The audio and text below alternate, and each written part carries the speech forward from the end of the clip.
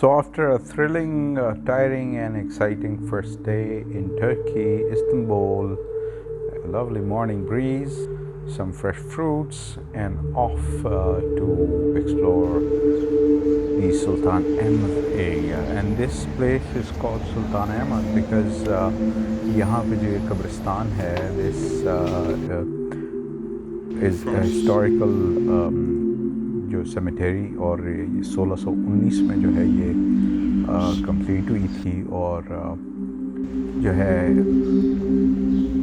Centre में वाक़ है सुल्तान अहमद के एरिया में। और ये जो है इसके अंदर 7th सेंचुरी की इज़निक टाइल्स जो हैं वो लगी हुई हैं, प्लास्टर का काम है, इंतहाई खूबसूरत है अंदर से ये। और कब्रें आप देख रहे होंगे कितनी खूबसूरत, और जो है डिफरेंट डिज़ाइन की हैं। बच्चों की काफ़ी कब्रें हैं यहाँ पे, और इसकी जो एंट्री है वो भी फ्री है।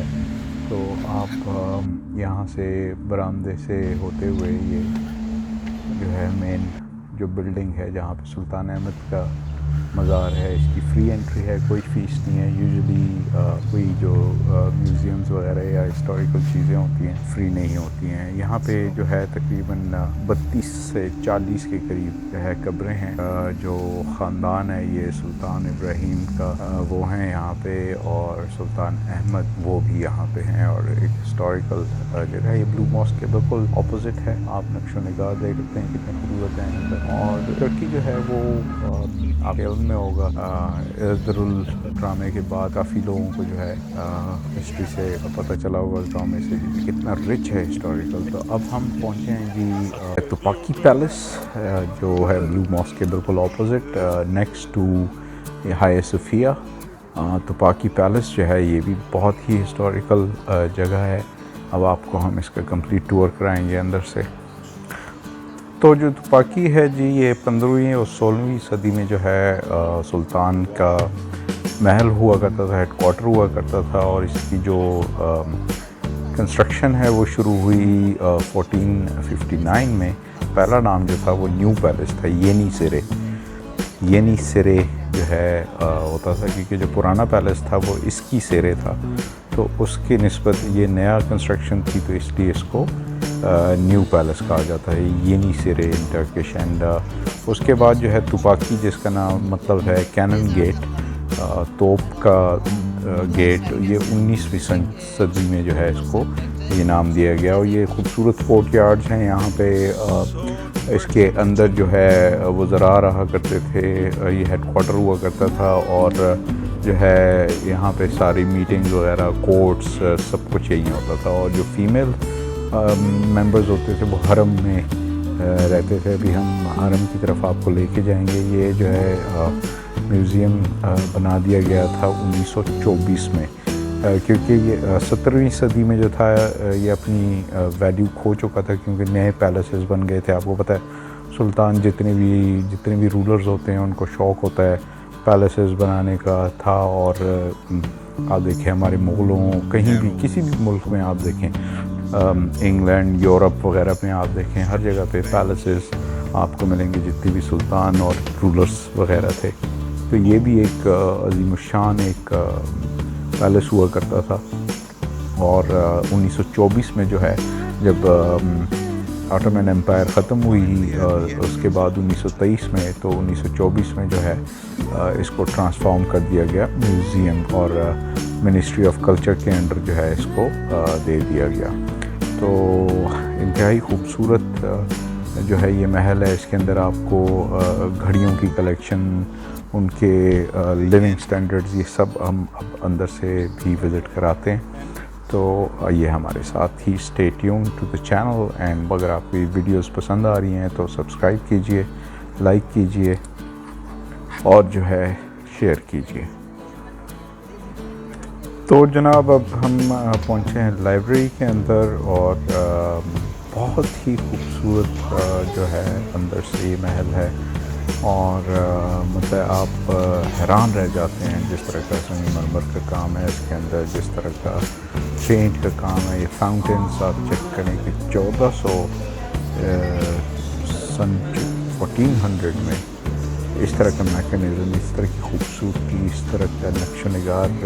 یہ ہے کہ اس کو آگ بھی لگ گئی تھی اس پیلس کو بیچ میں، اور کافی دفعہ رینوویٹ ہو چکا ہے. بٹ ایون دین اگر آپ اس کو اس کی خوبصورتی چیک کریں، اور یہ لائبریری آپ چیک کریں، اس زمانے میں اتنی کریٹیوٹی اور اتنی خوبصورتی سے نقش و نگار اور ایک ایک چیز کی ڈیٹیلنگ اگر آپ چیک کریں، اور آپ یہ مجسمے چیک کریں گے تو یہ تو خیر ابھی انہوں نے ریسنٹلی اس میں ایڈ کیے ہیں، بٹ اتنا خوبصورت پتھر کا کام، اتنی خوبصورت جو ہے نقش و نگار، آپ مطلب ہے میزمرائز ہو جاتے ہیں.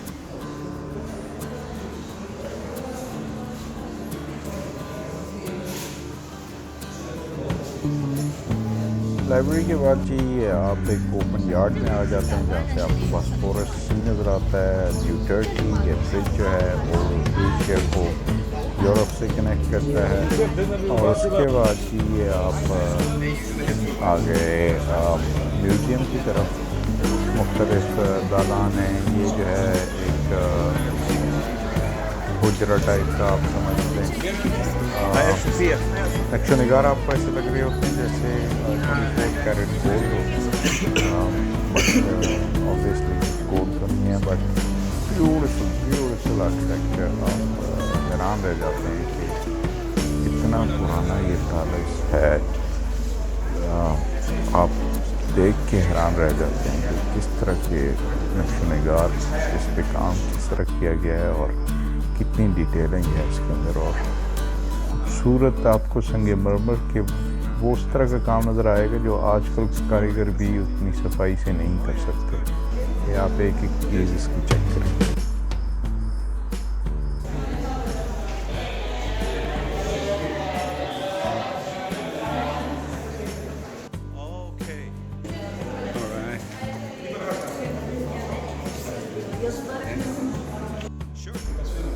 اس کے بعد جی یہ کمرہ جو ہے یہ کوئین مدر کا کمرہ ہے، اور یہاں پہ ہے کوئین مدر رہا کرتی تھیں.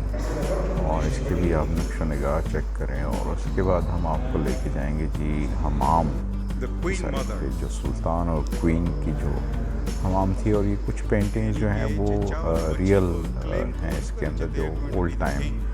باقی یہ ہے کہ رینوویٹ کی گئی ہیں کافی ساری چیزیں، آپ دیکھ سکتے ہیں نقش و نگار اس کے اندر. اور لائٹنگ سسٹم آپ چیک کریں. اور انٹرسٹنگلی یہ جون کا مہینہ تھا، جولائی کا، اور جو ہے پورے پیلس میں کہیں بھی آپ کو گرمی کا احساس کہیں بھی نہیں ہوگا. یہ ہیں جی تمام bath areas of Sultans and their Queens. آپ چیک کریں، لائف اسٹائل چیک کریں آپ 1400 سینچری میں.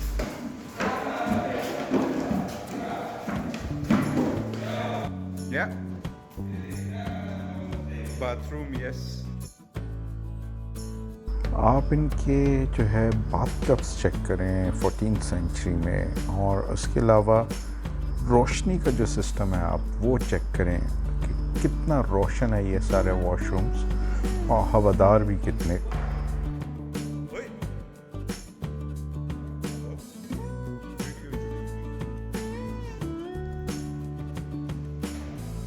اور یہ جی مختلف قسم کے شاورز، باتھ ٹبس آپ نے دیکھ لی ہے. I guess enough of showers, let's move on. آگے دیکھتے ہیں آگے کیا ہے ٹوپاکی پیلس اور ہایا صوفیہ میوزیم میں آپ کے لیے.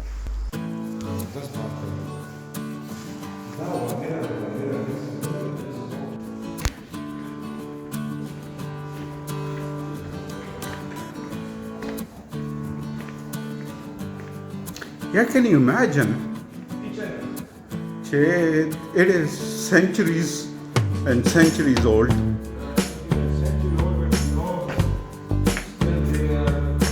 The kitchen, huh?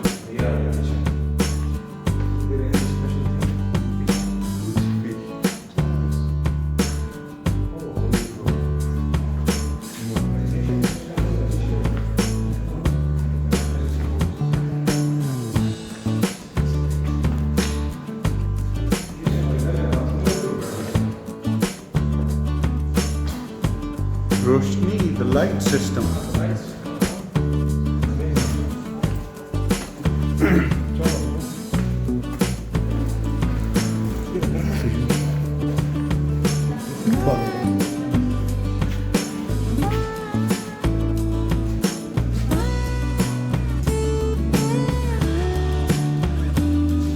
Damascus. It's what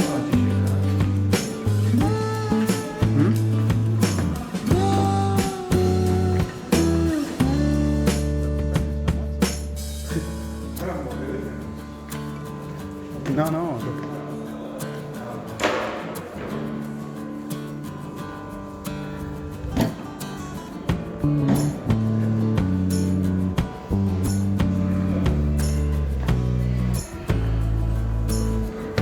No, that is entrance. It's not the end, it's an exit. Is it? This is, oh yes, this is the exit.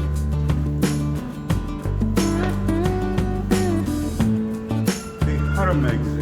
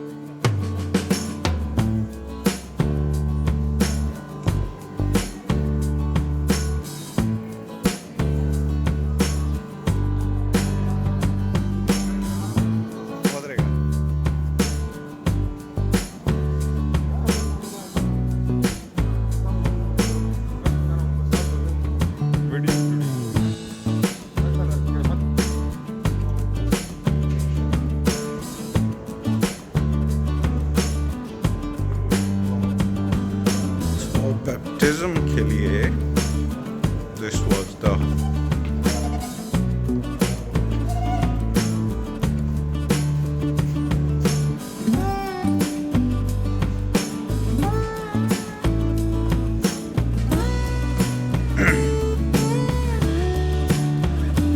और ये है जी सुल्तान साहब Sultan का what? मकबरा Sultan Mustafa I and Sultan Ibrahim.